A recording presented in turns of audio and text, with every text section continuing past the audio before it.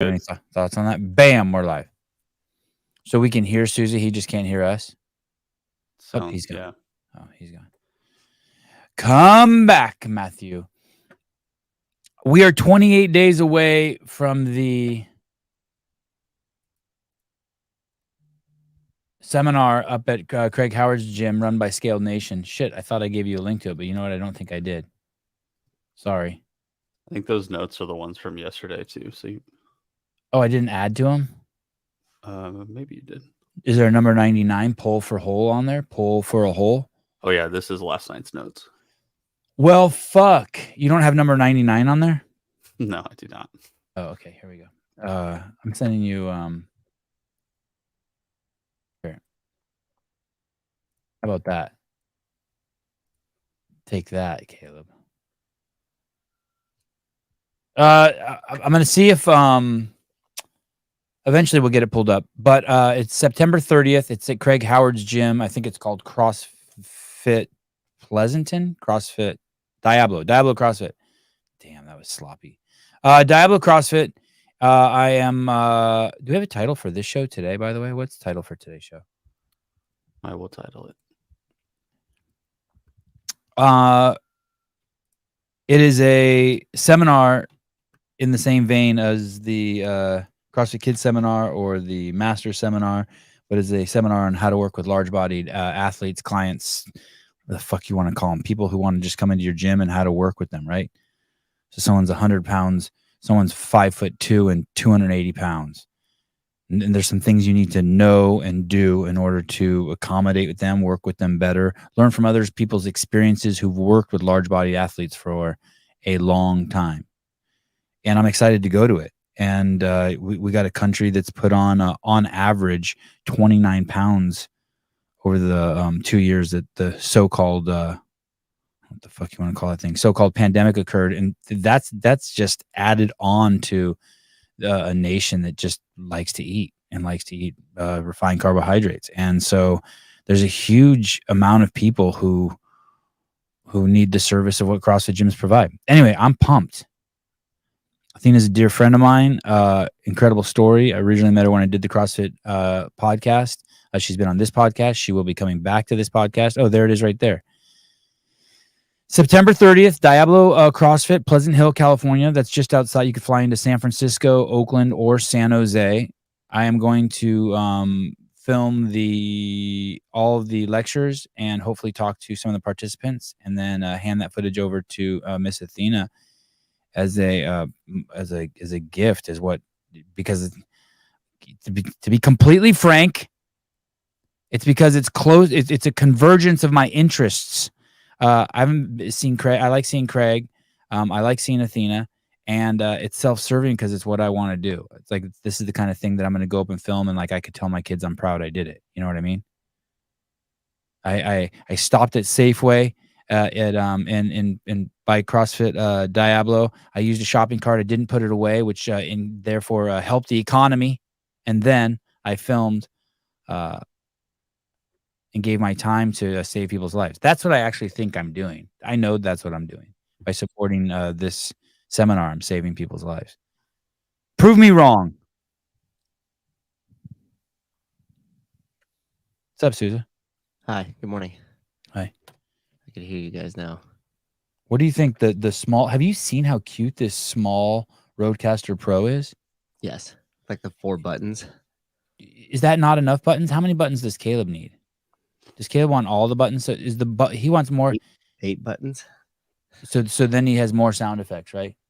I don't know if that matters about the sound effects, because you could usually page over. I think the difference is how many mics could probably be plugged into it. Well, he doesn't want. What'd you say? Well, as I say, I don't think he needs 4 mics to plug into it, right? No, not at all. Just need the one. So then mini would work. But isn't that his whole thing, that to like add a bunch of sound effects and like play with sound effects and like do that? Wouldn't more buttons be better for that? Well, I don't think it matters the amount of buttons, because you could like page over, right? You know what I'm talking about? So we have the how many times can you? So you think it holds the same amount of sound effects? You just got to page around for them. I don't know if it holds the same amount, but it probably has pages for them, yeah. Because this has 2, 3, 4. I have 4 pages of 8 buttons. 32. Wow, that. Yeah, thank you, Caleb, with the quick math. I'm going over to their website. Fuck it. Coffee Wants and Pods is still up. Where? Huh? He's in the Oh, section. Peter's Oh. just been up for 28 hours. Oh, man. I saw he barely got any sleep before dad duty kicked in. sucks to Yeah, be that's you. rough. That show last night was hilarious. I was laughing so hard so many times. Oh, good. Dude, you was- guys were on fire. Especially good. Pedro. Oh my Oh, goodness. good. Pedro Sucks- was rocking it. Yeah, sucks for Taylor. He really would have fit in well there, but he's, He called me this morning to try Profusely to apologize. to mitigate damage, hatred, venom. he's a good boy. He's a good boy. Duckhead. User's guide, solution products, view all, studio condensers, interfaces, cameras, lavaliers, broadcast, live show. The fuck, they have everything except what I want. View all. Okay, fine. View all. I don't see their. They have a cool site. Oh god, this is really pissing me off. Anyway, we have to figure this out. You didn't just go to Amazon? But I want to see. I'm on the Rode site, and I went high to low, and it still doesn't put up their Rodecaster. What a. I want to see. Oh, there it is. Rodecaster Duo. Okay. Powerful, incredible audio solution. It has 6 buttons instead of Oh, 6. Yeah. 8.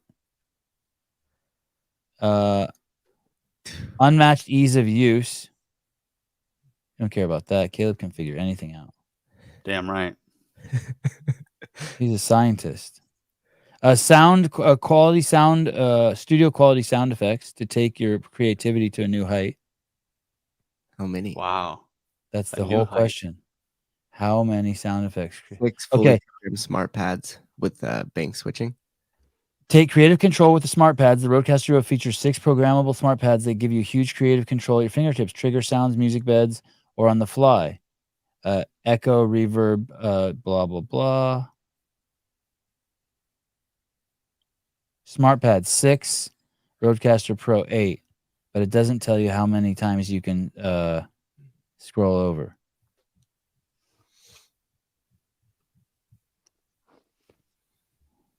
Which do you prefer, small or big, Caleb? More of a small guy. Okay. Look how nice that mini one is. All right. It's adorable. See, it's got the Yeah. buttons to scroll over, so maybe it just has 2 less options. Yeah, that makes sense. I agree with that. I'm putting it in my Amazon cart, so after the show, I'll see it and I'll drop in at Amazon with Sevan, the Sevan Podcast. Yes, this is the Shopping Network show, and you're welcome. When we get it, we need to do like an unboxing, and then we need to go through all the features. They have to pay us. Oh, who was I thinking about? I saw an arcade, a stand-up arcade game. That has 3,200 old games on it and three joysticks. And I Like invited an Atari?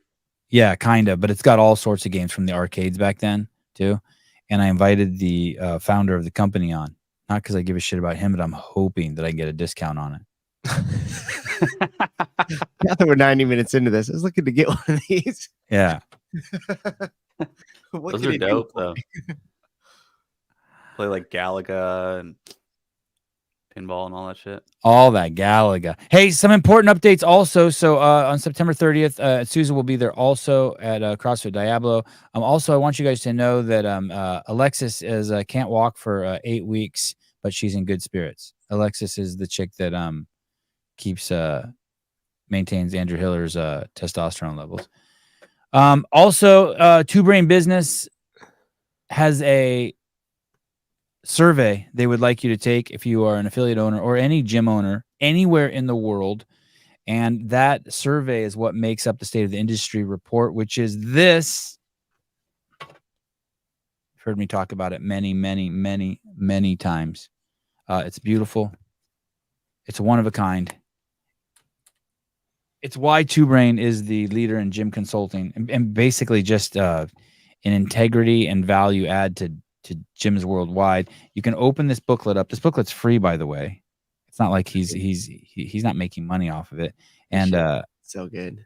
it actually probably cost him a shitload of money to make. But you can open up to any page and it's got just information. So I'll just open up to this page and it says it's called the group training page, and it says survey respondents median price for group training is $160 a month. A 67% average percentage of revenue for survey respondents who offer group coaching, meaning that 67% of the money a gym makes on average from the people who took the survey comes from group classes. The 2021 price was actually $1 less. I mean, this thing is full of information. Anyway, the survey, a link to the survey, if you're a gym owner, will be in the show notes. Somewhere. Show notes, yeah. Link in bio. They're not even really. We don't really have show notes, but they're in our show. That's why those are in our where show notes should be. Thank you. Notes. I don't know why. What? Say it again. I just started calling them show notes a while back, and I'm not really even sure where I got that from. But I think it's good. I think it's good. I think that's what most people call them. I think your vernacular is right. You have producer vernacular. Yeah. Thank you to Brandon Waddell again, not for one, but two. Oh, what? I wonder how much they go for now. Tyson Beijing cards. Hey, I'm learning all sorts of stuff about cards too. Like what? I was learning them from Sarah's husband because he's a card expert. Like, there's already been different series of these cards, and the one that sold for like $2,900 or whatever, the sign one, that was like where they actually only printed 10 of those cards. Oh yeah, I have that one down there, the Panini score. Wow, yeah, that's the one I have. That one's signed. Oh, so that's what. So you got it's a $9 card. Oh wait, what's that one? Okay, Tyson, and that one's not signed. It's $10. Hey, dude, it cost him $11 just to mail this to me. Holy shit! Look at all the Tyson Beijing cards there are. There's one for 35 cents. That's a steal. It's out of the package. I love the way he talks. I really like his voice. Anyway, that's our Tyson Beijing update. Crash Crucible. That's the up and coming premier event in the CrossFit space, run by Nostradamus himself, J.R. Howell. It's over on the East Coast of the United States. It looks like they have Colton Mertens, James Sprague, and Ty Jenkins, CrossFit Games champ, participating. Cool. And Susan, I think, will be going there, and we'll be doing a feed from there. By the way, I got my I got that adapter that supposedly allows you to hook a direct Wi-Fi, not Wi-Fi, direct Ethernet cable to a cell phone. So I got that somewhere here. I also got these.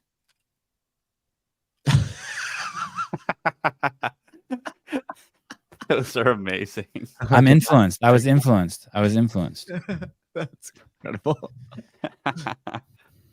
Okay. Let's let's do this one first. I need to get this one off the top of the notes here. Oh wait, nobody had to die. Can we do that one while I sip my Paper Street coffee? It's just right at the top. It doesn't even have a number. Sorry. And then we'll go to 99. I don't think you have the notes, Susie. You got old ones. Oh, okay. Here we go. Well, it's finally peer-reviewed and published. Ivermectin worked significantly to reduce deaths from COVID-19. Let's go ahead and go over this study. Dr. Pierre Corey brought our attention to this. He actually tweeted about it, saying the preprint of this paper was the final piece of evidence which convinced me, Paul, and the FLCCC that widespread ivermectin distribution could end the pandemic in October of 2020. Took 2 years, but now peer-reviewed and published in a major journal. So this was the study that he used when it was just a preprint back in 2020, when he was saying, okay, it's time to come up with some kind of treatment for COVID-19. And he came up with the FLCCC protocol, which includes ivermectin, amongst other things. And people could go on the website and they could figure out, okay, are you just exposed to COVID? Like maybe you're taking care of somebody or someone in your house has COVID. Do you have COVID? Did you just test positive? Which variant do you have? And you can look this up on their site, and then you could follow whichever protocol they had there listed on their site. and it all included ivermectin. Now, a lot of people pointed at the study that they were using as the preprint, and they said, well, this isn't peer reviewed, and this isn't published. This Okay. there's no there there. Okay. You guys get it? No one had to die. Not so many people had to die. Now, the 87-year-old that died in a country where the average age of death is 79, yeah, you got to die. Dusty Willard, easy, Sevy. The truth will get you a strike. Thank you. It's nuts.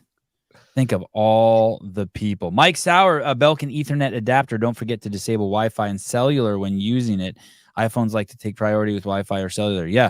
And Mike, have you used it? I got the $100 Belkin one, and then I got 2 knockoffs that are $19.99 each. I sent a knockoff to JR so that and the cable so he can because we're gonna run a test here. Me and Susan and him are gonna run a test in a couple days. And I got a bunch of different length cables. I got a 150-foot Ethernet cable, 50, 25. I'm excited. And I got some other fancy doodads that hopefully will allow us to hook mics up to iPhones that will work with StreamYard. So we'll see. Harry pair of testes. My dad prescribed a number of people ivermectin with great success. I took it and I felt dramatically better within a day. I know probably 24 people who took it. None of them got. I don't know if it worked, but none of them got sick. Horse vets? But yeah, None of them got sick. Yeah, one of them did take ivermectin, like that was for a horse. There was like, on the package it was at least one I know took it. It was animal ivermectin. Is there a difference? It's so crazy that people died who could have taken that. Don't Caleb's saying don't take that. Don't do the horse one. No, I'm saying there's no difference. There's a difference between animal ivermectin and regs. I'm pretty sure the only difference is like the doses you have to use, because obviously, like if you're a horse, you're like 5 times the size of a human, like pound wise. So that's the only real difference. Do you know LSD doesn't work like that? No, you just take one dose Any across dose? the board. One dose works for the same dose. I think it actually has to do with brain size. Really? That's what I heard. I heard if you give just like 1 tab of LSD to an elephant, it'll fuck him, like send him into the moon. Shit. But if you gave him like 6, if you gave it to him by weight, it would kill him. I don't even. How does one even get a tab of LSD? Just Like stick it on. Oh, you mean in this day and age? Yeah, like that's foreign to me. I never went down that path. Me either. They just got the piece of paper. Someone would just rip off a little piece. I saw this thing in a documentary where they dropped it on like little pieces of sugar cube, and people would take Oh it. yeah, I saw that. I think I saw the same documentary. Yeah, maybe it's about Woodstock. Mike Sauer, I am a horse. Okay. Cave Dastro, I used ivermectin. I was better in 3 hours. Yeah, shit like that. That's the kind of stuff I hear from people too. Rectally though. Oh, rectal. Thank you. Thank you. Fast acting. I used ivermectin rectally. Important details. I know a doctor. I know a physician who just took it every week during the entire pandemic. Just fucking stayed on it. Yeah, just stayed on it one a week. That's a flex. Just access to pharmaceuticals like that. Prophylaxis. Hey, this doctor was giving away the ivermectin for free. Doing the Lord's work. Interesting. I guess you could okay. do that. Number 99, Pole for Hole. This is a premiere. This song has not been played anywhere in the world. This will be a Sevan Podcast exclusive. Look how excited Caleb got. Caleb got. Oliver Anthony people. Please enjoy. To turn babies to giners, they'll do it to minors, they don't care.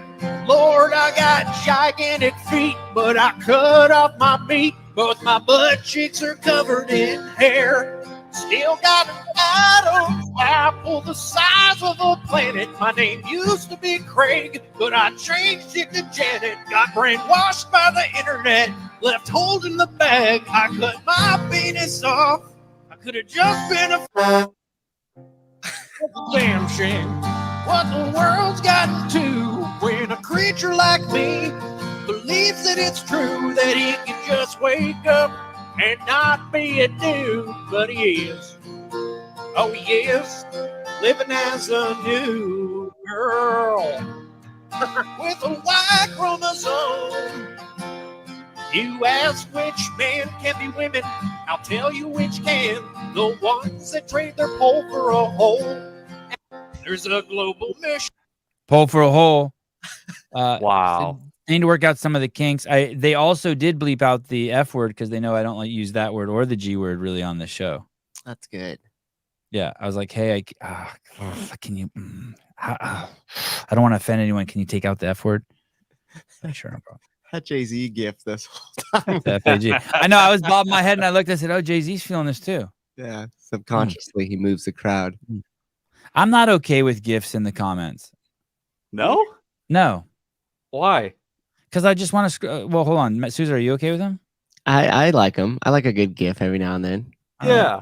All right.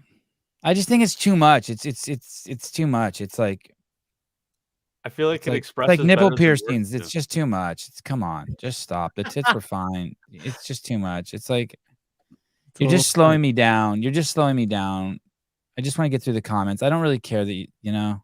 I'd rather read picture books than real books. So. All right, fine, fair. That's a good argument. Strong argument. Yeah, that is a good argument. I didn't think about it that way. I want.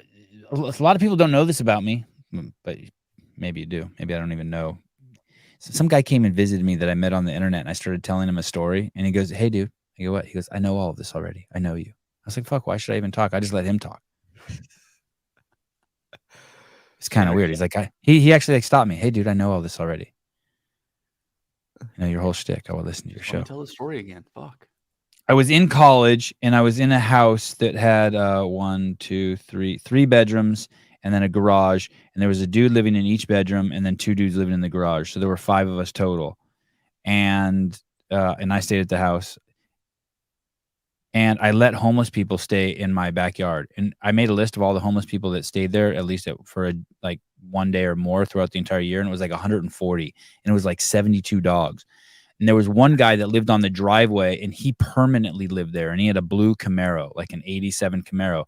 And he opened the door of his passenger side and then closed the door with the tarp in there and then drug the tarp over across the fence that he was parked next to. So he didn't actually really live in his car, but he lived under the tarp that was part car, part tarp, part fence. And he had a dog. What made me think of all this? Well, a couple things. He had a dog and the dog's name was Blue. And that was... It was a husky with 1 blue eye and 1 brown eye. And really creative name. He was a meth addict. He was meth and nicotine addict. He didn't drink. He was Christian. Out of the 140 people who lived there throughout the year, I think I was trying to think, I think he might be the only one that wasn't a criminal. He was a hardcore Christian. He'd fucking come in the house just fucking hopped up on meth and just be reading the Bible. And he always says, "Speed, weed, and nicotine. No alcohol in the library." That's what his line was because he didn't drink. He's a recovering alcoholic. "Speed, weed, and nicotine. No alcohol in the library." But everything else. Yeah. And it was a wild time. Only he was the only one that I think wasn't a thief. Almost all of the dudes, it was probably 130 dudes and 10 chicks. I think that's an exaggeration. I can only remember one girl. Let's say 139 to 1. All criminals, few heroin addicts, but mostly alcohol and marijuana and nicotine. That was their like some pill poppers. Back then they didn't have the pills that people are doing today. It was mostly what did they do? There was what's the pill they did? Oxycontin? No, it was even before then. Oh, like Vicodin? No, but you're getting close. It was Valium and something else. Anyway, it's interesting. I don't know anyone who ever let homeless people live on their property like that. In my whole life, and my housemates hated me. And eventually they all left except for 2. And homeless dudes with checks ended up moving through them. I also don't. Oh, here we go. Xanax was one of them. Valium. There was this other one that there was this other one. You guys will know it if you hear the name. You don't hear it anymore. Quaaludes? Not Quaaludes, Perks. No. prescription Coca-Cola. I used to drink a lot of diet. I used to drink a lot of Diet Coke back then. I mean, a lot. Molly. Logan Mars, Sevan is going to begin to change his story so that he has new revised material. I have the list of all the people and dogs named somewhere. There was this other list I made after I got out of college too, out of the I'm making this number up. I'll have to find the list, but out of the 232 people I know who had dogs in college, I was the only one whose dog made it home with them. They either gave their dog away, they lost their dog was hit by a car, the pound got it. I was the only not one single college kid besides me. It was a trip. Something happened to him. Dogs in college. Yeah, I found. Yeah, you want me to hear the Angel of Death story? No, I'm not telling. Oh yeah, that story's dark. Anyway, so look at number 98 here. I let homeless people look at 98. They're asking people in Massachusetts. By the way, I would never do that again. I would never let homeless people stay with me and my family. I would never ever do that again. I got that out of my system in college. I would never ever ever do that again. That is nothing kids or family or productive people should be around. It was more like an anthropological study for myself. I didn't even do speed. I mean, I smoked weed and drank and smoked cigarettes. I did I didn't do the speed. Kept it basic. Yeah, I kept it. And cool things would happen. You know what I mean? Like your house would get a new lamp, or there'd be a couch on your driveway you could sit on, and you'd see some cool dog fights. Your occasional meth explosion in the kitchen, just fine.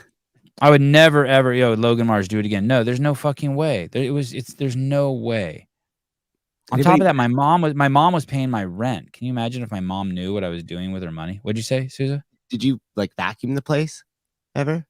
I don't think we owned a vacuum. What did the bathroom look like? You know what's funny is the medicine cabinet. I just remember having lots of bottles of stuff that killed lice. What was that? DEET? Is that what that stuff is? That killed? I remember there being bottles of DEET in there. And every once in a while, if you ran out of toilet paper, you'd see some weird shit in the trash can, like someone wiped their ass with a shirt or something. There would be occasional needle in there. Oh. Who took out the trash can? I don't even know. I was trying to even remember where the trash cans were in that place. Did you ever keep food in the kitchen? Yeah, I would. So they would bring tons of food from the. There were a couple indoor homeless people, like ones that were allowed inside. Carms was the name of one of them. Black guy with dreads. Carms. He slept on the couch with my Great Dane in the kitchen. We had a couch in the kitchen. Wow. It was he would bring food from the church, or you know what I mean? Just cardboard boxes full of food. Yeah. And then I would make it all up in pots. I was usually the cook. I don't know what the percentage of the DEET was, but eventually I had crabs when I lived at that house, and I thought I would fight them off myself by picking them out. Have I ever told you that story? No. But when I had crabs, it's crazy. I didn't even know that was a real thing. Yeah, they eat your pubic hair, and then they sit in the hair follicle, and then you see them, and then you can just scrape them out with your fingernail, and if you look closely, you're like, motherfucker, you're a crab. He's got pinchers and shit. I think they eat the pubic hair and then hang out in the follicle. Is that what that hole is called? Those little holes? Follicle? Yeah, hair follicle. Yeah. Anyway, and after 2 months of warring with them. I never told you this. I would pick this is going to trip you out. Here you go. I would pick the crabs off my hair follicle, and I stored them in an Altoids container. I had 1,000 crabs, dude. Did you name them all and make a list? No, but it was crazy. Dude, so many people are telling me this. Oh, look, Bruce knows. Okay, so I've told this story. Sevi, your kids need to learn how to golf. Their proprioception would make them naturals. Everyone keeps telling me that. Someone went by me in Newport Beach the other day and was like, hey, you got to get your kids into golf. Anyway, I ended up using DEET on my pubes, and that killed them. Wow. You know what's crazy is one day I came home. I was going to college at the time. I came and I had a king size mattress on the floor that I probably found out in the street somewhere. That's probably how I got the crabs. And I came home, and there were 10 or 11 people sitting on my mattress smoking my weed. And it was during like the peak of my crab infestation.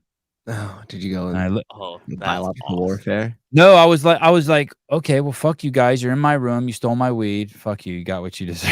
That's what I thought. You opened your Altoids can and dumped it on top of them. When you boys are itching, think of me. That weed. Thank God, dude. That if I had social media back then, holy shit. Wow. Oh, maybe Rid. Is it Rid? Maybe Rid. Thinking of Rid. That sounds maybe Raid. instead of Rid. No, that sounds the stuff the shampoos that we had a bunch of different bottles of like prescription like lice killer. Yeah, stay with that lice killer.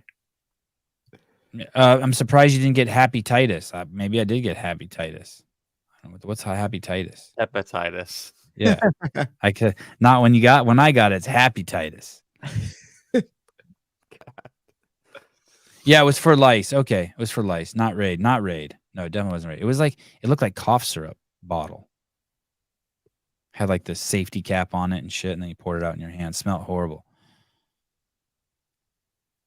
No, I can't get. I don't know. Hepatitis is an inflammation of the liver that is caused by a variety of infectious viruses, non-infectious agents, leading to a range of health problems, some of which can be fatal. No, listen. Let me give you a lesson in viruses here. My stomach is a steel trap. I can eat a license plate and shit out like it'll shit out powder like a shark.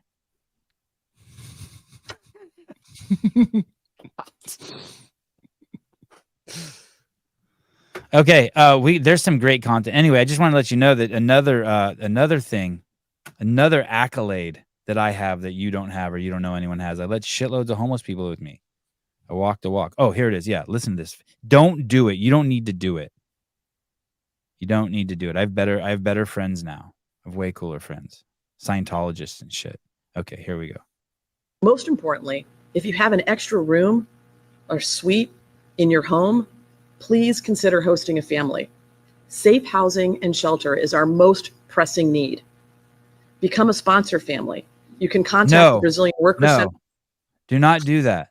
Do not do that. Do not become a sponsor family. Sevan, that's not very thoughtful of you. Listen, support people that you want to support. Go down to the fucking Starbucks go down to the local Paper Street coffee store. Go in there. And the fucking 27-year-old mom that's working 60 hours a fucking week serving you coffee and smiling at you, fucking tip her $20. Buy her a fucking $50 gift card at Whole Foods or fucking something. Do not just start rewarding everybody and anybody. You have a fucking scratch to reward people. Reward the people you want to see flourish in your community. Start fucking taking. None of those homeless people got better. None. Most of them died or went to jail. I didn't also let them in because I was trying to get them better or anything. I just thought it would be cool. I thought it'd be fun. I didn't do it for any like noble reason. Just an experiment. No one does. Yeah, no one does. No one does. Out of all those people up there on stage, how many think of them are sponsors of families inside their homes? Fucking zero. How many of them actually know what the problem is that they that they know what's going on? Not, hey, let's close the border. I was telling Susan the other day, imagine you're in your fucking room making out with Grace and you hear someone in your kitchen and you go out there and it's some fucking man in your kitchen eating your food. You fucking punch him in the throat and call the cops, right? Throw him down the stairs. But when they do that in our country, because that's someone broke into your house and is stealing your shit, or let's say not eating your food, let's say he was carrying your stereo out. But for some reason, when someone breaks into our country, they're not called and they're stealing from our government. They're not called thieves or crooks. They're called migrants. It's like, you're not a fucking migrant. My parents were migrants. It's called immigrants. That's when you come in legally. You're breaking into what is our country. And you're stealing our shit. Uh-oh, here we go. Wow. Okay, Jordan. All right. Didn't think I was going to see this. Jordan Sepala We had homeless people living at our place growing up. We helped them get off drugs and go to church, and liberals still try to lecture me. Oh, well, that's good. Yeah, I wasn't doing any of that. I feel you on that. That's cool. Yeah, I mean, if you have an intention to like add value to someone's life, I just wanted fucking people to hang out with, I guess. I don't know what I was doing. And then I became homeless. I like how they phrase it as families too. How many of them do you think are actually like families? Because when I heard that word, I pictured like, you know, a mom, a dad, and their 2 young kids just trying to get by. But like, how many of them do you think that's the situation? It's like 2 kidnapped kids and the coyote, or like what's the equation there? They're just waiting to have their abdomen cut open so they can pull out the fentanyl they smuggled in.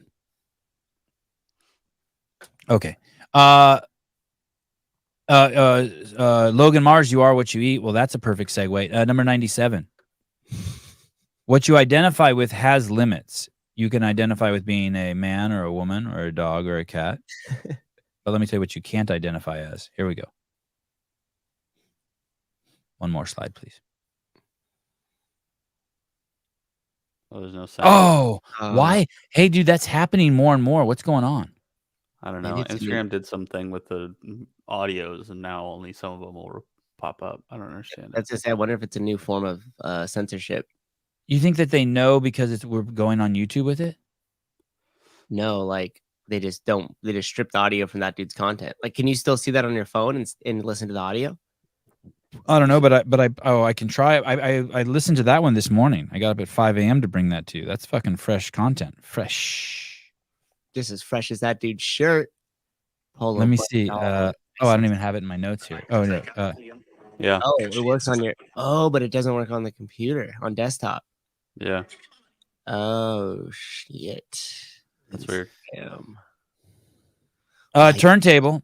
Another parallel. I had a couple homeless friends who I let stay in my mom's backyard in a tent until they moved to the local park. They were Nazis, but one was black. Oh yeah, I had that too. The black guy wasn't a Nazi, but I had some Nazis in there. I mean, once they become homeless, they're not really Nazis anymore. They kind of give that shtick up. Mine did. There's other more important shit to worry about. They just want drugs. They don't care who they get them from. 96. This I think we're gonna get dinged for, but we're only gonna play a little piece of this. It's not even really that good of a joke. I just want to let you hear something Dave Chappelle says in here. Let's see. Here we go. Went to a gallery party. All right. I don't know who in here has ever been rich before, but these are very nice parties. There was a few eccentric types, one of which was a very wealthy man that happened to be wearing a dress. I don't know what you call man. This is a tranny or drag queen. There it is. Oh, there it is.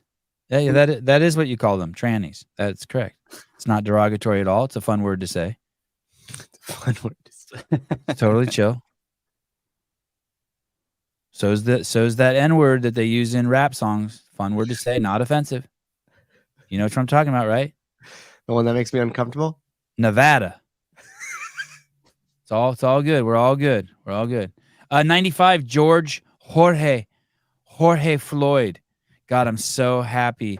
Yes, Omar, he is. I've never seen it spelled like that.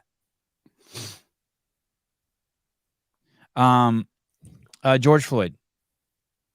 I don't think a lot of Democrat voters even know what they're voting for. I think they're trying to be so progressive that they're actually becoming more regressive. I mean, think about it like this. Remember when George Floyd died, right? They said defund the police, right? So defund the police. Guess what happens after that? Crime went up 200%. Now when grandma needs to, somebody breaking grandma's house, you try to call the police, nobody shows up. How does that help? All these things are like emotionally based. I feel like people.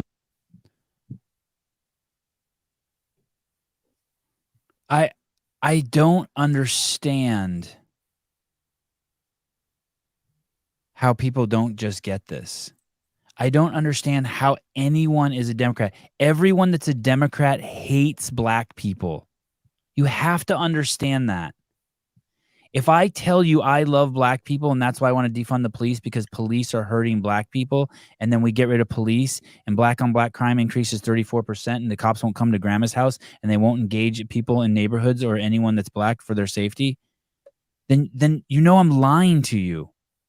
It's the outcome that matters. My words don't matter at all. It's the outcome that matters. If I'm beating you with a bat telling you I love you, do you believe any of that?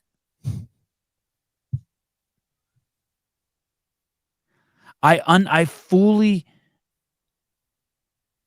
just don't understand that. I was gonna say I understand why, but it's a level of stupidity that's beyond me. Okay, I mean, it's so fucking beyond me.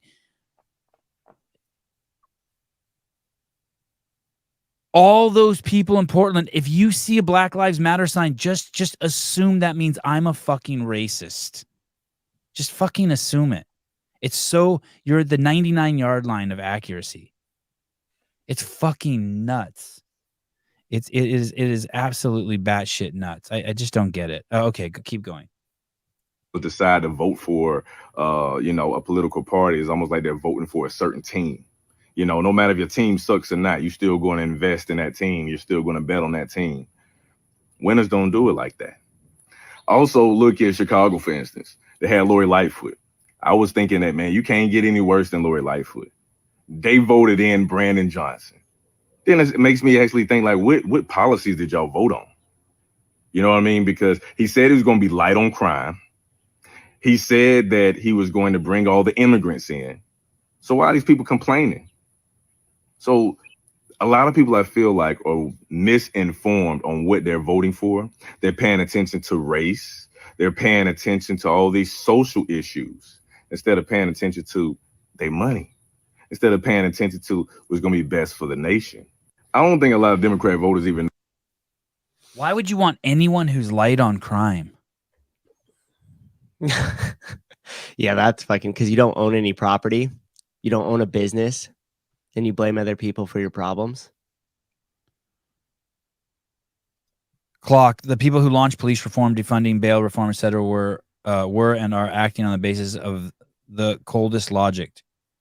It's done quite intentionally, not emotionally. Voting against your own self-interest. Holy shit. It's so fucked up. Spot on, Souza. Jenny Vaccaro. It's batshit crazy. That George Floyd thing. I like how he said when George Floyd died. Mm-hmm. He didn't put the spin on it. Didn't put the news headline spin. Number 94. I was thinking about how good it must be if, like, you've been a Republican for like 30 years. How good it must feel like you're like, fuck. Finally, like some people are starting to get it. And you're probably excited as you watch California just fucking. By the way, I just drove. 99% of California is still absolutely amazing. When I just drove from Newport Beach to here, God, the middle of the state and up through Paso Robles and the wineries, it's crazy. Hundreds of miles of just beauty. Mm-hmm. So nice. By the way, is it warm at your house today? It's completely overcast here and warm. It was warm last night too. It's like 70 degrees last night. Yeah, it's. I think we're probably a little bit harder than that, but it's definitely still overcast. I think some of those fires in Portland are affecting us. Like the haze. Really? Yeah. I don't have haze like that. I have marine layer, crazy marine layer keeping the heat in. Mm-hmm. Okay, here we go. Congratulations. You have now been vindicated. I mean, you would never see a comic doing this fucking 20 or 30 years ago. Transgenders and women's sports. That's a real debate that's happening across the country, and people are at each other's throats. Like the right-wingers are like, that's a biological man. He can't compete in women's sports. And then the left-wingers are like, what do you mean that's a man? That's a beautiful woman with a penis. And like they're furious, just arguing with each other. And I'm just sitting here and I'm like, can we all just take a deep breath and take a step back and just return to a simpler time when we had consensus on this issue and we all agreed that we don't care about women's sports? Like, what? Do you know what we used to say about the WNBA in 1995? Nothing. We didn't have a WNBA in 1995. And we all got along just fine. It's a good setup. Awesome. Just giving it to the people. Just giving it to them. Fuck you. Oh, good.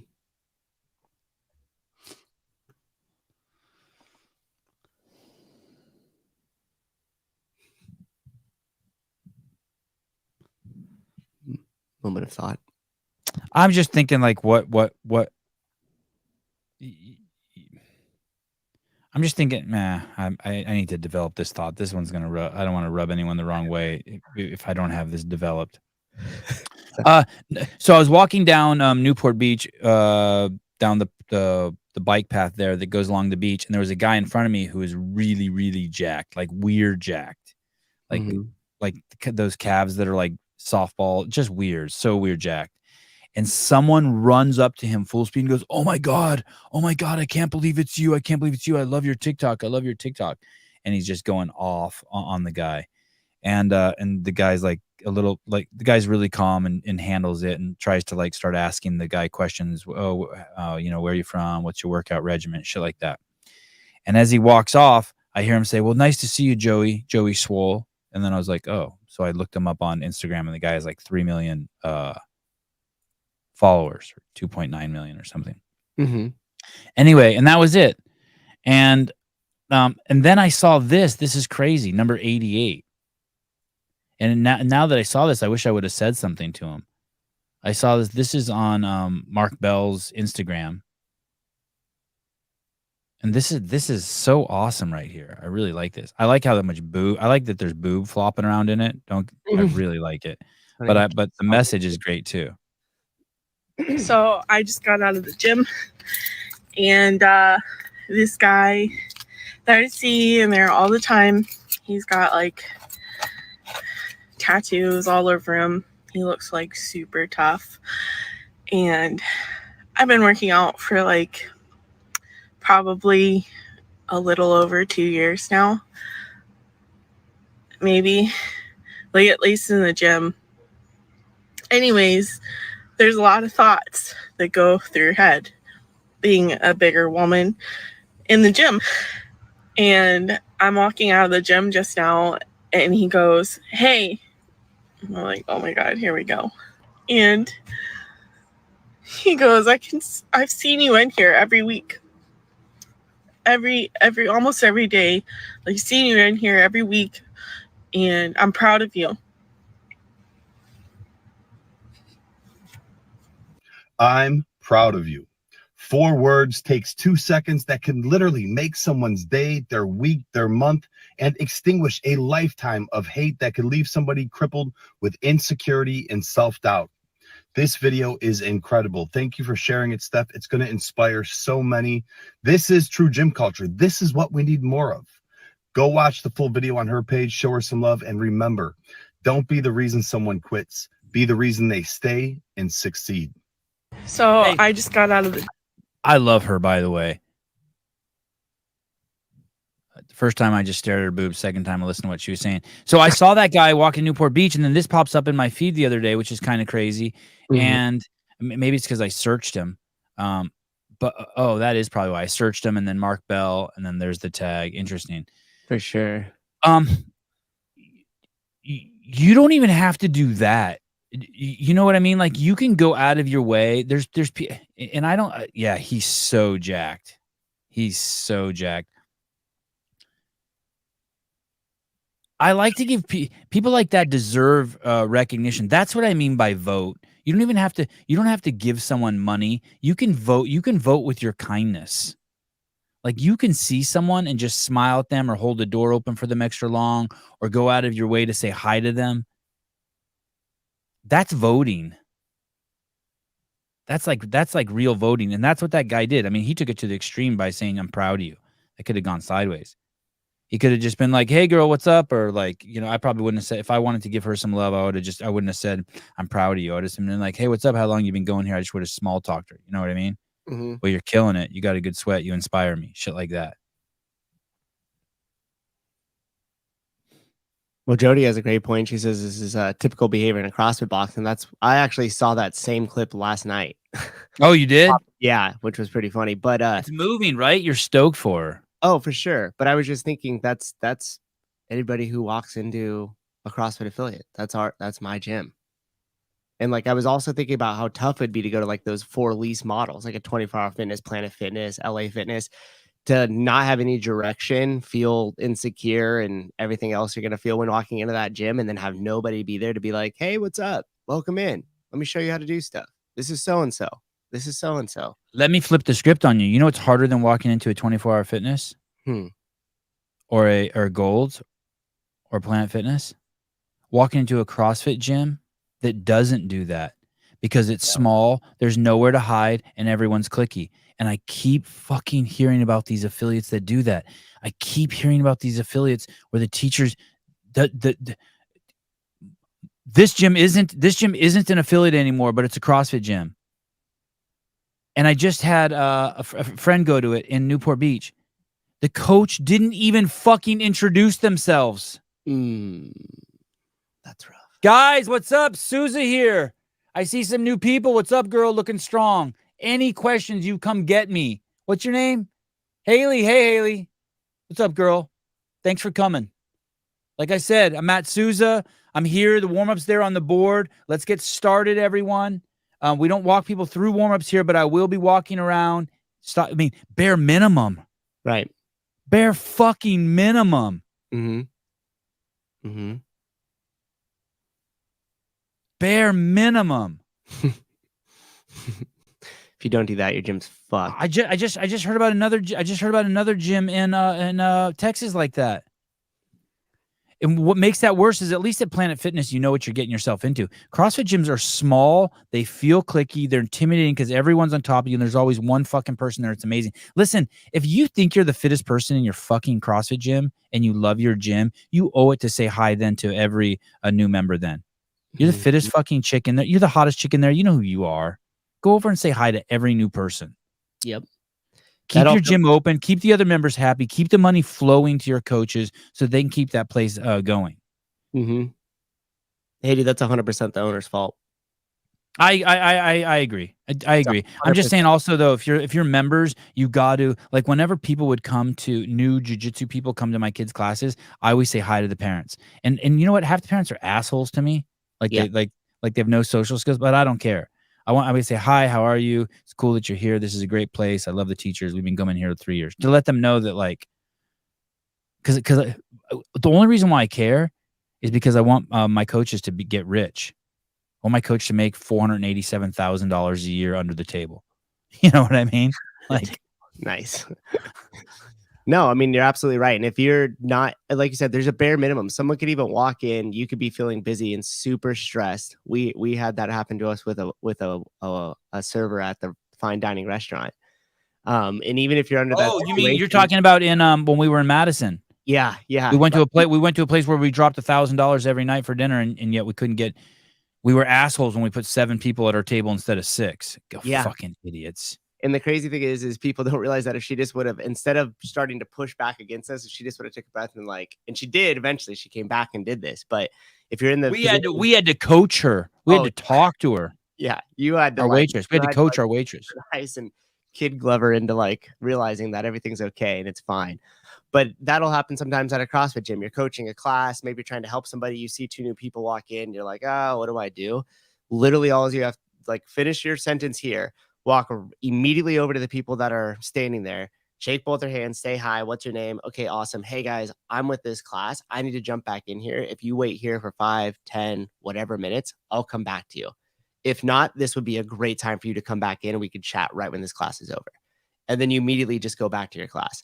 And anybody who, understands that, okay, this person's working, they don't have the time right now. You've already acknowledged him. You said hi, you made him feel, and every time people come in, I'm like, hey, make yourself at home.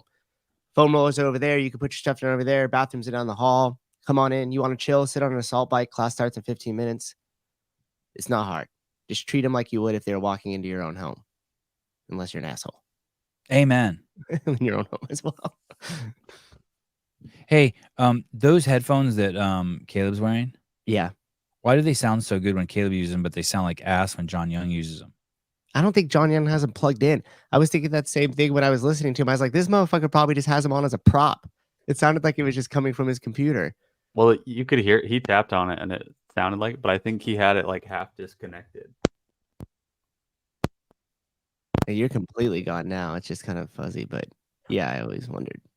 Hey, how is he going to plug that into if Caleb gets this Rodecaster? How is he going to plug that into the Rodecaster? That only has one plug, and the Rodecaster has two.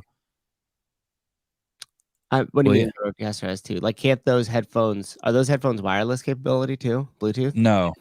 How does Peter have a Rodecaster? Because Peter was using them without a mic. I mean, not the mic connected to the headphones, but a different mic. Oh, that's interesting. Does Peter have a Rodecaster? I don't know if he does or not. I think you could probably. Does those convert to USB-C? Like when you plug them in, or you could probably get a dongle.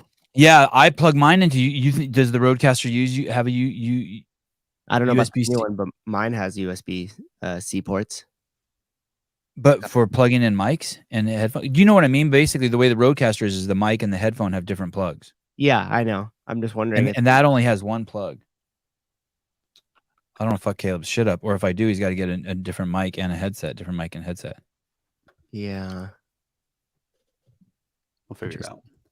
I think we can. Mrs. Burns from SabbathEssentials.com. SabbathEssentials.com.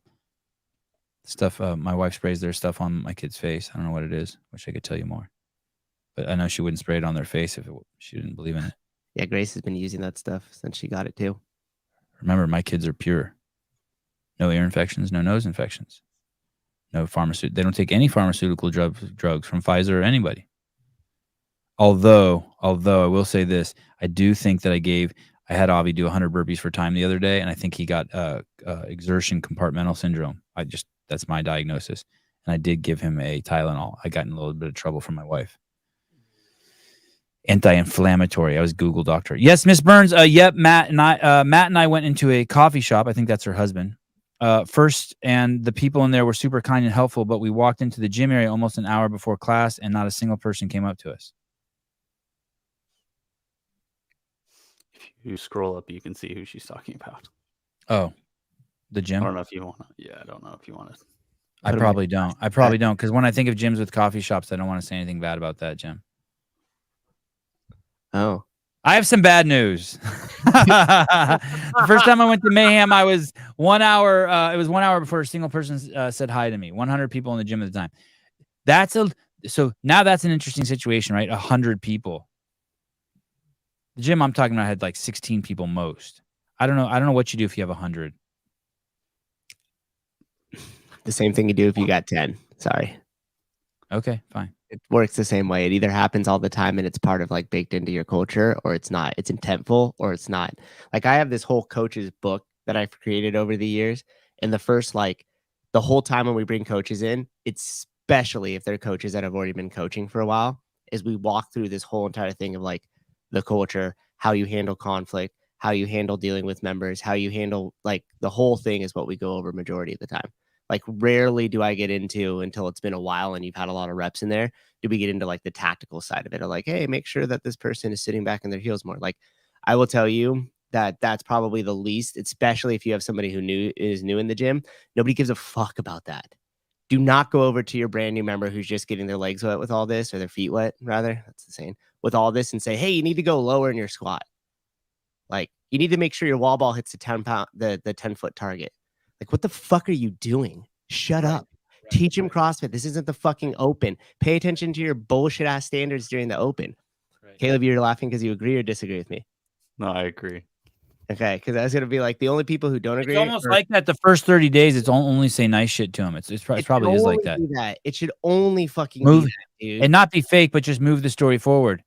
Thank you for showing up on time. Hey, great job with your depth today on the squat. Hey, I appreciate you wiping down your equipment. I noticed you doing that. Yeah. Just anything, right? It's just constant reinforcement of the shit you like. Dude, when I go day 31, hey, fuck nut, you're not hitting the target. At the time there, then you could, once you built the relationship, you could tell them whatever and it's going to be fine. Once you've established the trust. Right.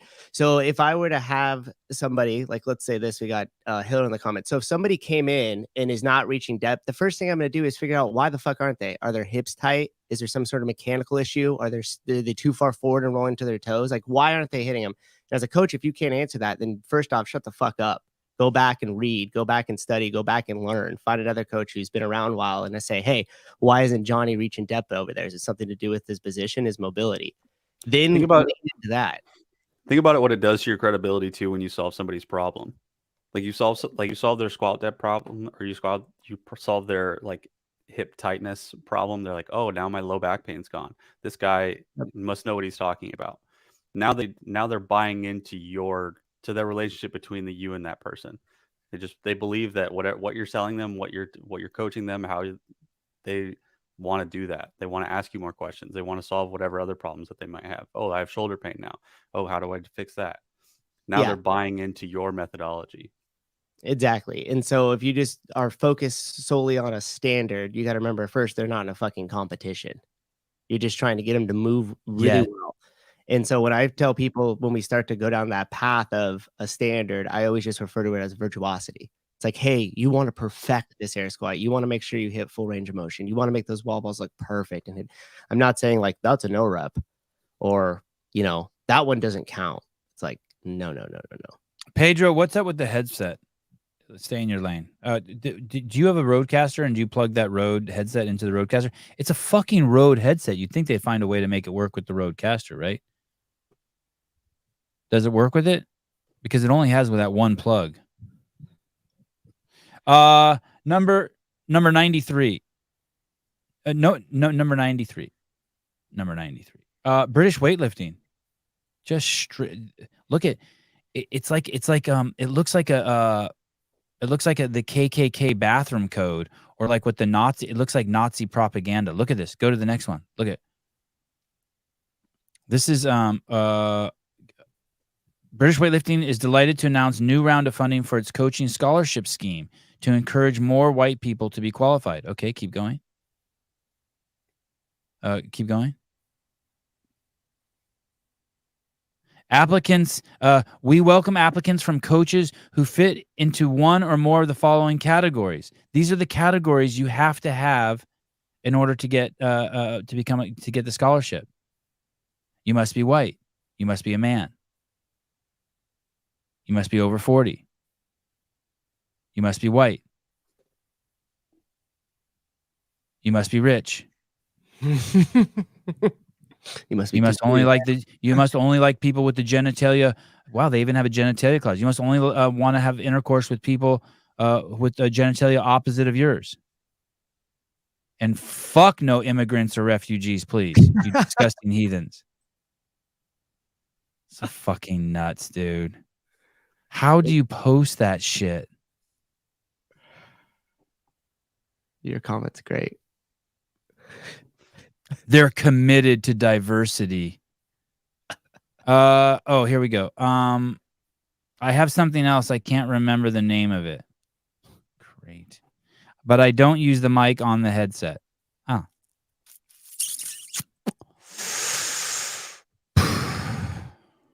British weightlifting. That's why you have one comment on your site, you fucking idiots. And I mean that with no peace and no love. Dustin, if you like anal, does that qualify you in LGBTQ+? So that is a totally fair question. I mean, how are they supposed to know if you're from the LGBTQ+ community? That's not even a real, that's just like some imaginary bullshit. I thought they were all about individualism. Why would they all just cluster into a community? That's another great question. 92. The world went wrong when we put feelings ahead of facts. By the way, that's how I grew up. That sums up how I grew up right away. That's what political correctness is. Feelings ahead of facts. I don't really want to tell them that the earth is round. It might hurt their feelings. Okay, this is a real commercial from the 1980s. Doug? Why are you hanging out with him? He can't even walk. Yeah? Well, I can. And I'm walking away from you. Actually, let's roll. Making fun of someone with a disability is retarded. What the fuck?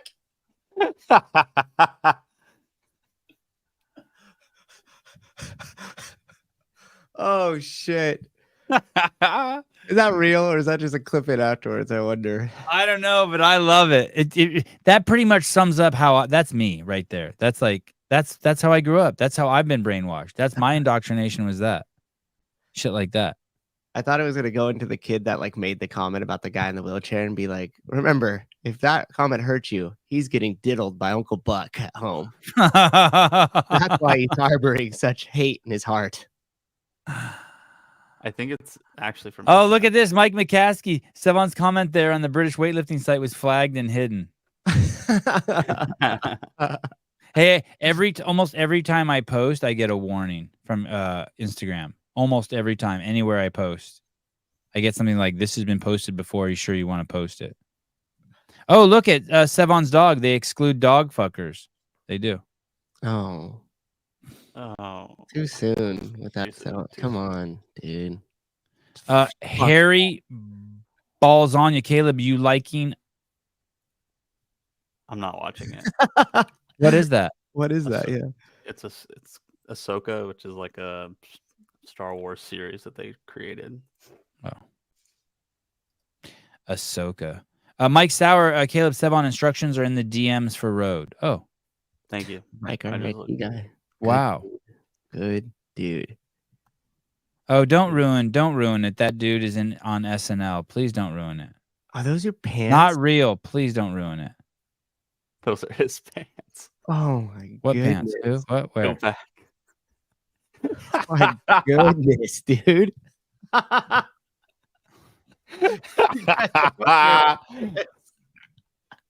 the internet.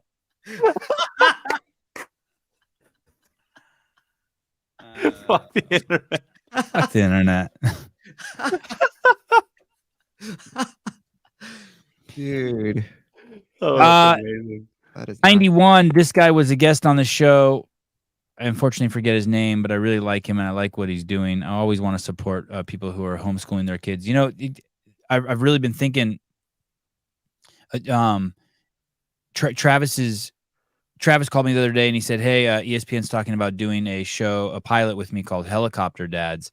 And they said, "Do you know any other helicopter dads?" And I gave him your name. And I said, "Oh, that's cool." And he said, "Will you do it?" I said, "Yeah, for sure." He goes, "You know, we're going to get tore up." I go, "I don't care." And, you know, the more and more I've been just thinking about it, you can't even compare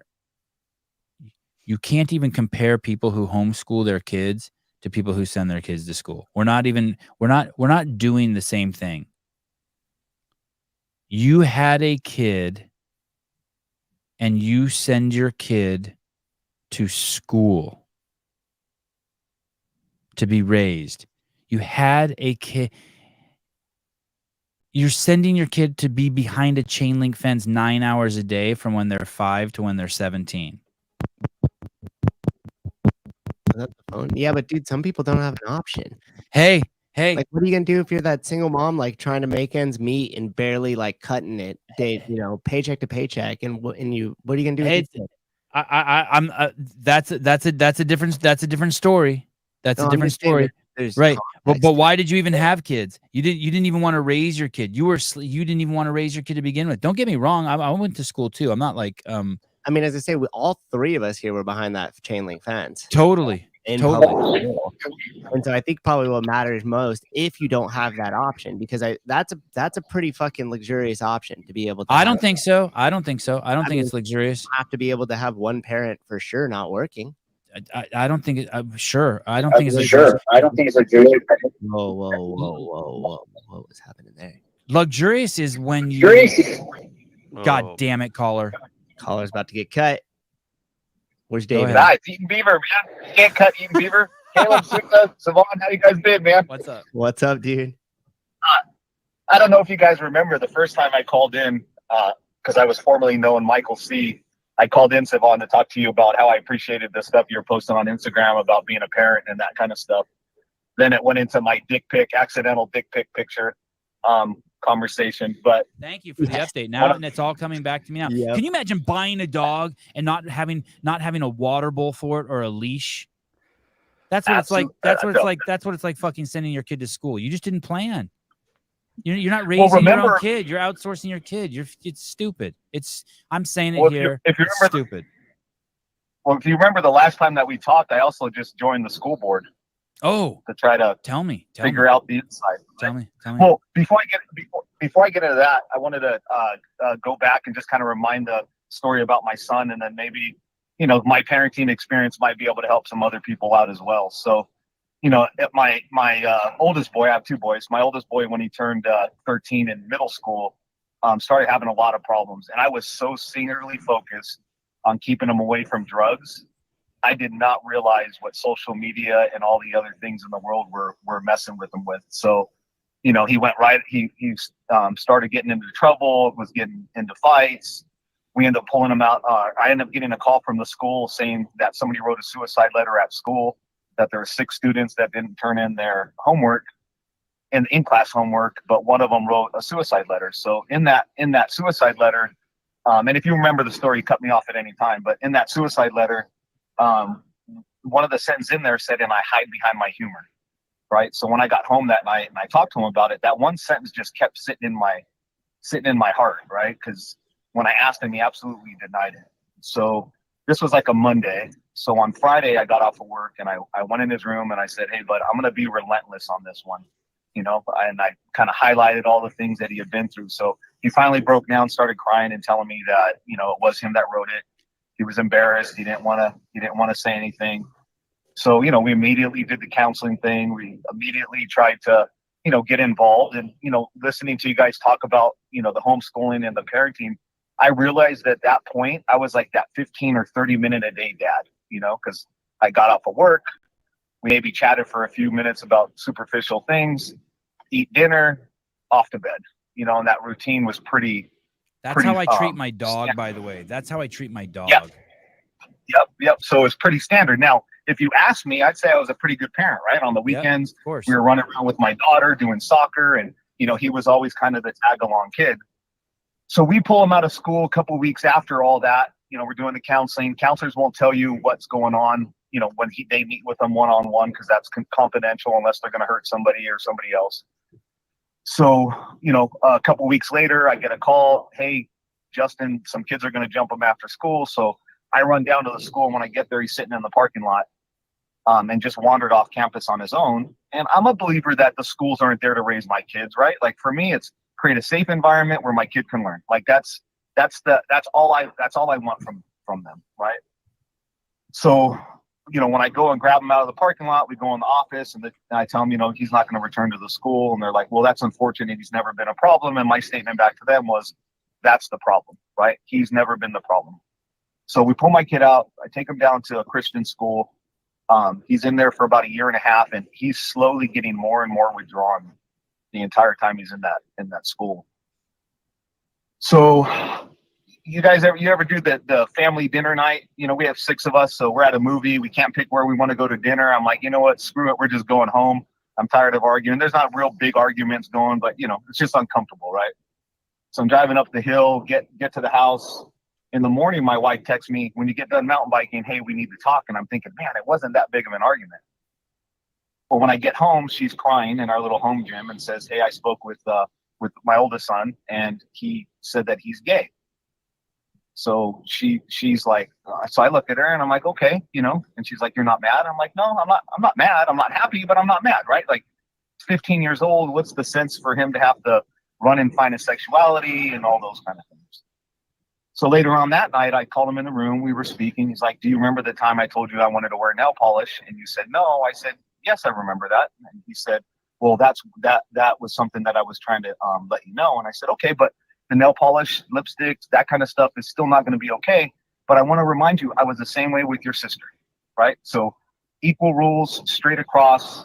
My job's to be moderation when it comes to parenting." So we're probably 2 or 3 years into this. So this is where the story gets a little funny. I have a younger boy who's 15. Girls are all over him. He's an athlete. He's got all kinds of stuff. So he texts me and my wife saying, "Hey, there's an after party after the football game. It's probably a drinking party. I'm not gonna drink, but I'd like to go to the party. And if it gets too late, I might have to stay the night." I'm thinking to myself, this kid does not know how to lie for crap, right? Yeah. That's something I would have used. That would have worked on my parents, by the way. Right. But here's the thing. I text him back because I know he won't drink. I'm not worried about that, but I know there's this girl Lola that's been trying to get in his pants, right? So I text him back. I'm like, hey, bud, trust you. You can stay till about midnight. I'll pick you up. I'll see you in a little bit. 5 minutes later, my son, my older son, he'd been pretty drawn in his room for about a year. But all of a sudden, you know, he's got this group of friends, mostly girls, right? He's hanging out. He's gone. He's getting a little bit of a social life. So it's been kind of cool to watch. And you have to have different parenting approaches. Would you agree for each kid based off of their personality? Totally, the rules are totally. the same. Well, they all have different manipulation skills. They're Exactly. all so different. I get worked by one of my sons, and I don't even know how to stop it. That's a great point, because that's exactly where this story hopefully kind of brings a little laughter into people's lives. So I tell him, hey, gonna get you. Well, in that same night, like 10 minutes later, my oldest son texts and says, hey, is it okay if I stay at my girlfriend's house, right? So throughout the time he's been hanging out with this group of girls, there's one that I've kind of noticed that they're a little bit closer. So I talked to my daughter. He's like, gay though. He's gay, but he wants to stay a night at a girl's house. Yeah. Okay. So I'm talking to my daughter, and I'm like, hey, because over this couple months they've gotten kind of close. She's like, Dad, well, who else is he gonna hang out with, right? Like, you're not gonna let him hang out with boys. And she kept saying, well, I know that it's because you don't want him to be gay, right? And I said, no, I'm just asking. I don't want him staying the night of false pretenses, those kind of things. So I look at my wife when he sent the text, and we allowed him to stay the night. And I looked at her and I said, is it bad I'm hoping that girl sneaks in there and touches his little pee-pee? So a couple of weeks ago, he came over with her, and I cannot describe it, because my message to him has been, and he had a boyfriend that he dated for a couple weeks. It didn't work out. They tried to touch base later or talk, and he's like, we don't have anything in common. And my conversation to him was, you've been in a rush to find your sexuality at a very young age. You might miss the person you're really meant to be with, right? Mm. So 2 weeks ago, so I think it's actually this week on Monday, they're at the house, and I don't know how to describe it. So he seemed more masculine to me. I don't know what it is. I told my wife, like, you know, I'm not. So the next day, it's the three of us before everybody else gets home. And I look at him. I said, oh, it was nice hanging out with you and the girl or whatever. And I said, so do you have something to tell me and Mom? And he's like, well, actually, me and her started dating last week. So I didn't overreact, because, hey, there's a chance. And listen, the thing for me was, how does he know, right? No, you shouldn't overreact when he says he's gay, and you shouldn't overreact when he's straight. Right. You should just be holding it down, the fort down inside you. Just let these things pass through. You handle it perfect. I agree. So we wake up at 1 o'clock in the morning. I would not let my son wear lipstick either, by the way, or a fucking dress, or any of that stuff. He can do that shit later on, basically for the same reasons you're saying. And my message to him is, and this is previous. My kids do put nail polish on, but what can I do? Yeah. Well, my message to him has always been, don't do anything permanent until you're at least 25 and you really know it's what you want, you know? So me and my wife wake up. That goes for drugs too. I'm not opposed to drugs, but don't do fucking LSD until you're 25. Don't just wait. Yep. Let your fucking brain develop. Yeah, fuck, man. Yep. Well, so me and my wife wake up at 1 o'clock in the morning, and, you know, because, you know, it's just running in our heads. It's been a roller coaster. So we're talking. But when we're at dinner that night, everybody gets home, and I tell Justin, I said, hey, Justin, you have anything to share with the family, right? And he's like, oh, me and the girl are dating. My daughter's like, I'm just blown away. And I don't mean devastated, but she was and she's older. She just turned 21. But she didn't realize, like, people can be confused. She thought that if you say you're gay, that means you're gay for life. You know what I mean? You're born that way. There's no influences outside of the world that can cause you to question your sexuality, right? I could kind of see it just kind of come crashing in her mind, right? My younger boy, he looks over at us and he goes, well, why does he get to stay the night at girls' houses, right? Because remember, he was trying to sneak. And this was a part for me as a family. It was a good laugh, because my oldest boy's not really a jokester. He looks at him and he goes, you should have just told him you were gay.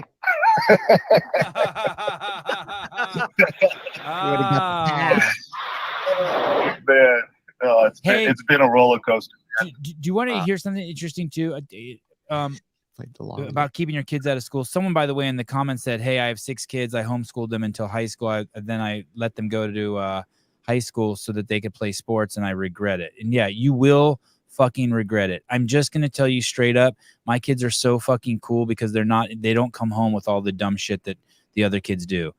I took my kids down to Newport Beach this past week, and I put one of my sons, who's probably the most timid out of the three sons. They're all extremely present and confident boys, but relative to each other, there's the one that's the most insecure. And we go into this place. It's called the AOJ, Art of Jiu-Jitsu, the premier jiu-jitsu academy in the fucking world. My son goes in there at 6 years old, and he takes 2 hours of jiu-jitsu there every day for like 8 days straight, right? He fucking wins. It's a spar. They spar like fucking crazy. Second day there, he's got a black eye. He's always beat up. He wins probably 54 of his 60 sparring matches, but the only ones he lost were in his first 2 days. And he's going against kids whose parents are world champions.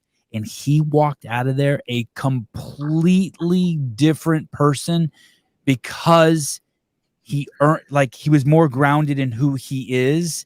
And because he was more grounded in who he is, I'm betting that he's not going to have to deal with picking his sexuality. Do you know what I'm saying? Yeah. He's establishing such a deep belief in himself on the superficial level as a jiu-jitsu practitioner, but more importantly, getting into his body, believing in himself, learning about how he moves, how he thinks, what he's capable of, how tough he is. And at the end of the day, to put kids in a situation where they're not constantly being challenged and developing their identity with real world practical skills and tools is fucking nuts. It's nuts. And especially if you're a fucking boy. I can't speak to a girl. No fucking boys. My biggest concern about my kid being gay or not gay is just the fact that I feel like boys should not be left alone together, unsupervised. Like they, and so you get two fucking horny boys together, and it's like, oh no, oh Nelly. Like I like the fact that I want them to have girls who are fucking like tell them, no, you're gonna take me out to dinner, you're gonna hold the door open, you ain't fucking me for a year. Like I need that kind of discipline and restriction and those kind of people around my kids. And two boys will not be doing that. Two boys will be like, come on, let's go in the bedroom and jack each other off. Well, and that's exactly all and that's year, the thing not once until we're dead, till it hurts. Till it's raw. You're right. Yeah. Well, so that's the thing that me and my wife were talking about one in the morning is, listen, it's not about him being gay or straight. For me, it's how did he know if you didn't give it a chance, right? So let him, I'm happy that, and I even told him, I said, you know what, I'm proud that you're really that daring. You're going to go out there. You want to figure out who you are. All I'm saying is you don't have to figure it all out before you're 25. So that's kind of the message with that. Now the other question was, we were talking with a couple of other parents that we've always kind of shared our parenting struggles with, and I said, but we've let them stay the night now, right? So what do we do? And one parent that doesn't really agree with the gay, she's like, you let him stay the night as much as he wants and let him marinate in it. I don't know if I'm going that route, but so let's go back. What is going on in the comments here? Well, yeah, that's we great. just got hella bots. What the fuck? Whoa. What am I missing? Just the number one being tens. Go ahead and just start blocking all those people. I can't even keep up. What the fuck? Shit. Don't worry about blocking anyone good, but go ahead and block all those people. Oh, this is kind of cool. Oh, I see it. You know what this is going to do to the chat number? It's going to skyrocket it. It's going to drive it up. A lot of foreign. Look at Muslim. A lot of foreign. Mohit. Whoa. Dunsi. What I'm saying is resonating with somebody. Oh, I like it. People are starting to get banned. I like it. Watching them get banned. Oh, wow. Hey, what? Smash the likes. Those people can stay.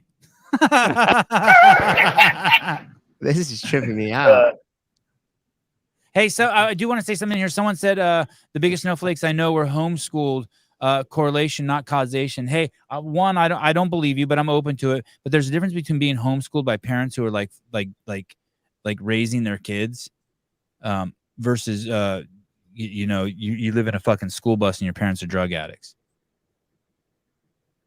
So I would, you know, I want to be careful what I talk about on the school board side. Here's the thing. I got asked, the school district that I'm in it's a small town that we're in. It's kind of like most California towns, like where you live, right? It's more conservative or middle of the road, right? It's not far right, far left. Parents bring their kids to this community, and the schools have always flourished because, you know, you have most of them are 2-parent homes, you know, that kind of stuff, right? We do have a high density, we have a lot of that kind of stuff. So when I got asked to be on the school board, it was because of my experiences with my kids in the schools and how I was able to handle them. Because I have 4 kids, and each one of them have had a different experience. 3 of them have flourished, no issues. 1 of them struggled a little bit.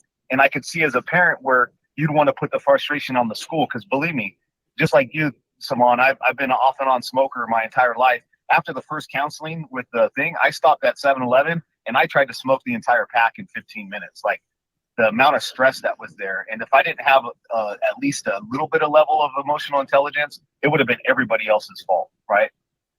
So on the school board side, the thing that I've really, and I talk to my friends that are a little bit more conservative, because most of them have taken their kids out, put them in charter schools, you know, kind of homeschool, 2 days a week there, that kind of stuff, is the more people that are taking their kids out of the public schools, the more of the other side that's there, because it makes it harder as a board member to sit. It makes it hard as a board member to sit there and not have parents in that audience that are there to support you. You're just being attacked all the time. And listen, you don't get paid for a school board, right? Like, now there's a stipend in my district. It's $250. That's what you get for being at a meeting, right? It's supposed to be 1 hour a month is what I got sold. It's more like 12, 15, 20 hours, plus some full time, plus I coach CrossFit, plus I have to work out for myself, plus I have my kids. Like, it's a big thing. And you never have somebody standing up saying, hey, I appreciate you guys are reviewing the material before it gets passed on to our kids. You know what I mean? So the 2 things that I would say is, one, and again, I don't know the right answer, but the kids are going to have to go out there and live in the real world at some point. And if you let your kids go onto social media, but you have them out of the public school system, there's a problem there. You know what I mean? I agree. I have a million examples of my kids learn something and they say it at home, and then I'm like, holy shit. I'm like, I wonder where they learned that. And lo and behold, I find out it's from some kid who has a cell phone or some kid who goes to public school. And it's all just dumb waste of time shit. It's all just a fucking distraction. And like, hey, if my kid hears the word sex, he can come to me and ask me what it means, or he can pull down the dictionary off that he owns and look up the definition. He can learn it just slow. Hey, the school here in the seventh graders in this school, I was told that locally to me, someone said that the vast majority of kids there vape. They actually said all the kids vape. I just can't believe it. And they said that there's a 7th grade girl who's pregnant in their class. Sorry. What? Yeah. Sorry, I'm raising my kids. I had kids to not give them to someone else to raise. Yeah, no, get that. Actually, that's not even true. That's actually a lie. I had kids thinking I was going to send them to school, and I did start sending them to school, but I don't now. And it's the same thing as this. Here's the thing that people don't realize. I look at someone like Sporty Beth, and I'm not like, man, she's a fucking idiot. I'm like, I used to be her. Do you know what I mean? I used to be her. I used to be a fucking idiot liberal that basically there was a facade of kindness to me. But I believed it. I thought it was real. Yeah. Well, you know, the last thing, you had a guest on a couple months ago. I wanted to call in at that time, but just maybe a little too nervous about it. But the most powerful unions in the United States is the school unions. And that is one of that the lady things from Monterey County who's fighting the school unions. No, it was a guy that you had on that mentioned it, right? So I can't remember exactly who he was, but it is true. They are the strongest, and everything that starts with a good intention has the ability to be taken to the other way. To have a teacher. Let's say we get a complaint about a teacher that is a valid complaint. As a district, we're the ones that are the fiduciaries for how much money is being spent. We might spend let's say a teacher was drunk driving or had a drink and drove students to an event, and we find out, we're going after that guy's license. We spend $500,000, $500,000 battling the union attorneys to have his license suspended for 6 months, and then he can teach again. That is where I'm seeing is the biggest gap in why the public schools, besides voting for the right governor, forget about the presidential stuff, right? It should be all local district stuff you're focused on, right? It shouldn't, the president or whatever, but governor, your man, whatever that local government is, that's what we need to be focused on. And somehow, some way, I want to start showing the reports, because we can't talk about it privately about what the school unions are doing or the individual, but we can show how much money as a district we're spending on frivolous claims and suits based off of the union. They're like the prosecutor. They catch Sousa with a bag of weed. They catch Sevan with a bag of weed. They get to pick which one they want to go after, and they're going to go after the one that they want to try to win. Oh, fuck. I got to take my kid to tennis. Hey, thank you for calling. All right, guys. Thanks for All the right, story. talk to you guys. Thank you. Great call. Thank you. Yeah, that was a great call. What the fuck is happening in our chat, dude? The bot thing is crazy. Yeah, Hey. we're at like 1,100 messages in this last little spin. Started coming in. That's crazy. Are the likes bugged? Only 6. I'm not sure what that even means. 347. You got to refresh your YouTube. Sometimes it only has the likes from when you joined, not like the current ones that they're at now. Okay, I gotta take Avi to tennis. Guys, sorry, today's show just totally went off the rails. I had so much fun. I have so much good shit I want to show you guys. I know. I wanted to continue to argue with you about public school, private, or public school, homeschool. Oh yeah, I want to do that too. Okay, I'm gonna get off. You guys say goodbye to everyone. Are you guys done too? Yeah, goodbye. Everyone. Okay, fine. We're leaving. And I'm gonna try to get back on tonight. I am working. I worked until 1 a.m. on. I didn't even get to tell you about my dog died in the car yesterday. Story. Or about the girl I hit with a frisbee. All right. Maybe we'll do a show tonight. Do we have a live call-in show tomorrow? Do we have a guest tomorrow? Yeah. I'm coming out tomorrow. Oh, okay. Or maybe not. Maybe Let's not. do it. Let's do it. Okay. I don't want to Bye. put you under pressure. Okay. Bye. Bye.